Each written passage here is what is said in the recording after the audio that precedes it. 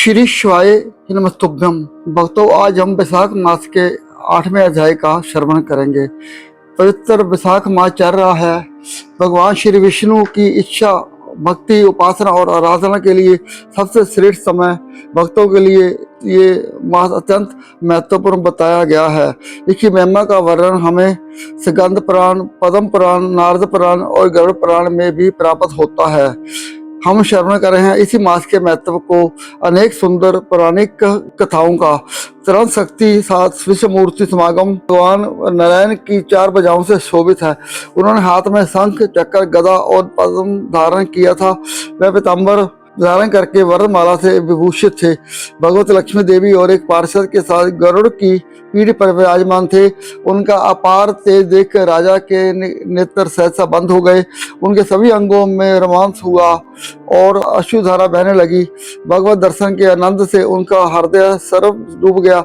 उन्होंने तत्काल आगे जाकर भगवान को साष्टांग प्रणाम किया और फिर प्रेम या दो नेत्रों से विश्वास में देव जगदीश्वर श्री हरि की अनेक देर तक निहारते रहे।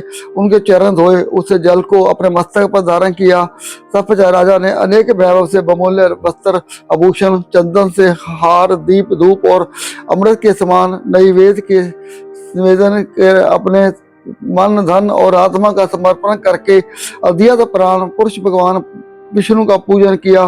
पूजा के बाद उन्होंने भगवान की स्तुति की, जो निर्गुण, निरंजन और प्रजापतियों के भी अधीश्वर हैं। ब्रह्मा और संपूर्ण देवता जिनकी वंदना करते हैं, उन परम पुरुष भगवान श्री हरि को मैं प्रणाम करता हूँ।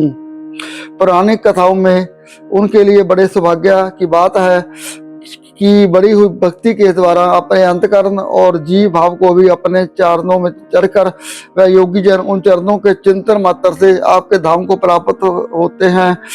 पुरुषों पर अनुग्रह करने वाले आप परमात्मा को प्रणाम है। हे प्रभु, आपकी माया से मोहित होकर विश्व में भटका रहा हूँ। अनर्थ में ही मेरी अर्थ दृष्टि हो गई थी। विश्व मूर्ति जब जीव पर आप अनंत शक्ति परमेश्वरी कृपा होती है, तभी उसे महापुरुषों का संग प्राप्त होता है, तभी मन और बुद्धि का अनुराग होता है। हे प्रभु, मेरा समस्त राज्य जो मुझसे छीन गया था, वह भी आपकी मुझ पर महान अनुग्रह ही था, ऐसा मैं मानता हूँ। मैं ना तो राज्य चाहता हूँ, ना पुत्र आदि की इच्छा रखता हूँ। मुनियों के द्वारा ध्यान करने योग्य जो आपके आराधनीय चरणारविंद है, उन्हें का नित्य सेवन करना चाहता हूँ। हे देवेंद्र, जिससे आपके चरण कमल की स्मृति सदैव बनी रहे। स्त्री पुरुष खजाना सभी पदार्थों में जो मेरी शक्ति है, वह सदा सदा के लिए दूर हो जाए।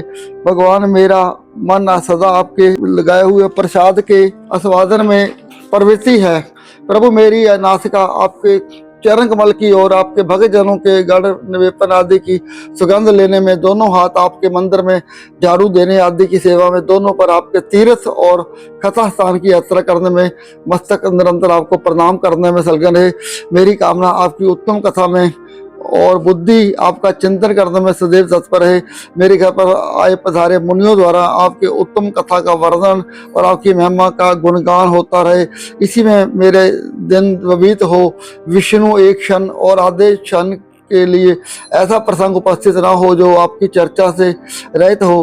राजा के द्वारा इस प्रकार स्तुति करने पर कमल नयन भगवान विष्णु प्रसन्न हो गए। मेघ के समान गंभीर वाणी में उन्होंने इस पर कहा कि हे राजन, मैं जानता हूँ तुम मेरे श्रेष्ठ भक्त हो, कामना रहित और निष्पाप हो। निरीश्वर, मुझ तुम्हारे दृढ़ भक्ति रहे और अंत में तुम मेरा संयोजक प्राप्त करो।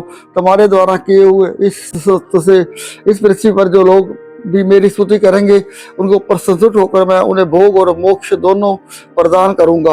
अक्षय तृतीया पृथ्वी प्रसिद्ध होगी, जिसमें भोग और मोक्ष प्रदान करने वाला मैं तुम्हारे ऊपर प्रसन्न हुआ हूँ। जो मनुष्य स्थिति को किसी भी बहाने से अथवा स्वभाव से ही स्नान आदि के राय करते हैं, वह मेरे अविनाशी पद को प्राप्त होते हैं। जो मनुष्य पितरों के उद्देश्य से अक्षय तृतीया के दिन श्राद्ध करते हैं, उनका किया हुआ वह श्रद्धा अक्षय होता है। इस स्थिति में थोड़ा सा भी जो पूर्ण किया जाता है, उसका फल अक्षय होता है। केंद्र पर सेठ जो कुटुंबी ब्राह्मण को गाय दान करता है, उनके हाथ में सभी संपत्तियों की वर्षा करने वाली भक्ति और मुक्ति दोनों आ जाती है। जो वैशाख मास में मेरा प्रिय करने वाले धर्म का अनुष्ठान करता है, उनके जन्म, मृत्यु, जरा भाई और पाप को मैं हर लेता हूँ। ये विशाख मास मेरे चरण चिंतन की ही स्थिति ऐसे शास्त्रों को हर लेता हूँ जिनके लिए शास्त्रों में कोई प्रायश्चित नहीं है। इस प्रकार राजा को वरदान देकर देवादिदेव भगवान जनार्दन सबके देखते अंतर्ध्यान हो गए। सच पर राजा पूर्व यश सदैव भगवान में मल गए हुए उनकी सेवा में तत्पर रहकर पृथ्वी का पालन करने लगे। जीवन के में उन्होंने चक्रेश्वरी भगवान विष्णु का समुच्चय प्राप्त किया। जो भी मनुष्य उत्तम उपयान को सुनता है वह सभी पापों से मुक्त होकर भगवान विष्णु के परम पद को प्राप्त करते हैं। और ये थी आज की हमारी वैशाख मास की पुरानी कथा। हमें आशा है कि कथा आपको अच्छी लगी होगी। श्री शिवाय नमस्तुभ्यम।